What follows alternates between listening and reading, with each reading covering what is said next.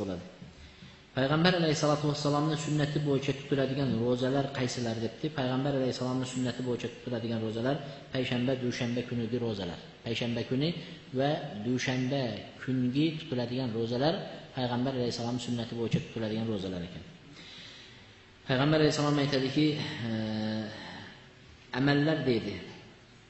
Amallar payshanba va dushanba kunlari Allohning huzuriga ko'tariladi deydi. Alloh yu'rad, ya'ni ko'ndalang qilinadi deydi. Alloh taologa amallar ko'ndalang qilinar ekan payshanba, dushanba kuni. Va men shu kunlarda amallarim Allohga ko'ndalang qilinganda ro'zador holatda, ya'ni ibodatda bo'lib turib ko'ndalang qilishligini yaxshi ko'rardim deb turib, shu kunlariga Payg'ambar alayhisalom ro'za tutgan sunnat ro'zalari. Yana oyning 13, 14, 15 kuni, oyning o'rtasi deydi. O'rtasida 3 kun ro'za tutishlik ham sunnatga muvofiq ro'za hisoblanar ekan. Oyning o'rtasida.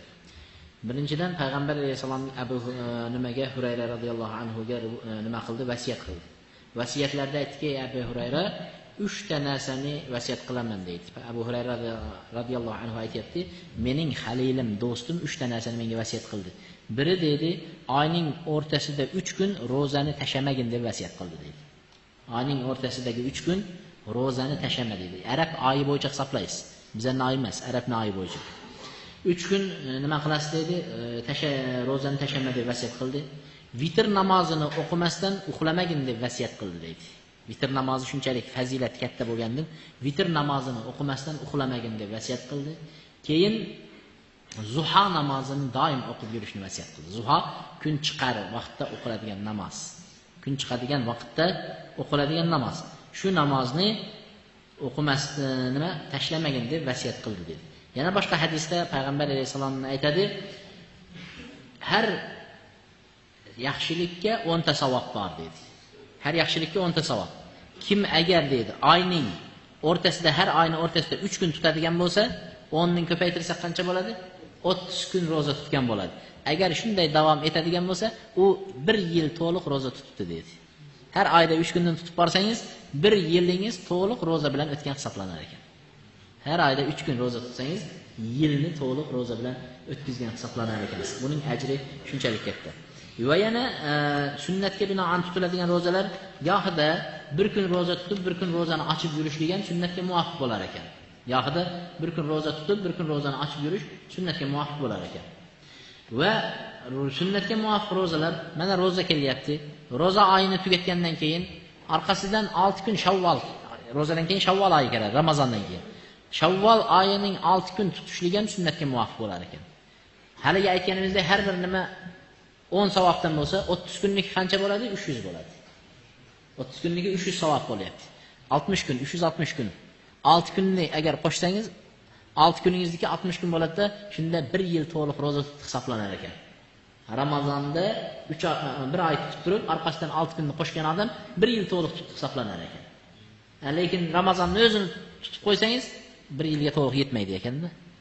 Shuning uchun Payg'ambar alayhisalom shu 3 nima? Endi Ramazondan keyin tutiladigan ro'zani nima qildi? Ramazondan keyin tutiladigan ro'zani Shavvolning qaysi vaqtida tutish kerak deganda, darrov orqasidan boshlash kerak emas. Hayit o'qib turib ertadan boshlash kerakmi? Yo'q. Shavvol oyini qachon bir oyning ichida tutsangiz bo'laveradi. Bo'lib tutsangiz ham bo'laveradi. Keyin yana tutiladigan ro'zalar deydi, Ashura kuni, Muharram oyining 9-10 kunlaridagi tutiladigan ro'zalar, Ashura ro'zasi deydi. Payg'ambar alayhisalom bu ro'zada deydi, Alloh subhanahu va taolo yukaffir sanatallati qabla 1 yil avvalgi gunohlarni kechiradi deb aytgan ekan. Demak, Ashura kuni tutilgan ro'za 1 yillik ro'zani nimani gunohlarni kechiradi deydi. Hajga bormagan kishi uyida o'tirgan odam 9-Arafa kuni, hajlar Arafat tog'ida bo'ladi. Uyida o'tirgan odam shu kuni ro'zador bo'lishligi sunnatga muvofiq bo'lar ekan. Sunnatga muvofiq ro'za bo'lar ekan va u kishining ro'zasi 1 yillik avvalgi va 1 yillik keyingi gunohlarga kafforat bo'lar ekan. 2 yillik gunohni kafforati bo'lar ekan. Sunnatga muvofiq ro'zalardan biri shu. Sha'ban oyida ro'zani ko'paytirish. Mana hozir Rajab, undan keyin Sha'ban, undan keyin Ramazon, to'g'rimi? Sha'ban bundan keyingi oyda ro'zani ko'paytirishlik toki Ramazonga tayyorgarlik ko'rib. Ramazon kirgan vaqtida ko'p odamlar boshida bir 5-10 kun qiynalib qoladi. 5-10 kun qiynalib keyin oxiriga kelganda endi o'rgangan edik, Ramazon tugab qoldi deydi-da. Endi shuning uchun endi o'rganganni Sha'bonda o'rganib qo'ying. Ramazonni rohat qilib tutasiz. Payg'ambar alayhisalom Sha'bonni deydi, Oysha onamiz aytadi, gohida tutardi va hammasini tutardi degan ekan-da. Bir oy Sha'bonni tutib turib, keyin Ramazonga kirib ketardi degan hadislari kelgan ekan.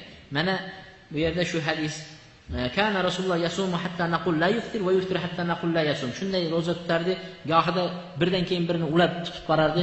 O'ylardik, endi og'zini ochmaydi shekilli, qancha kun tutar ekan deb qolardi.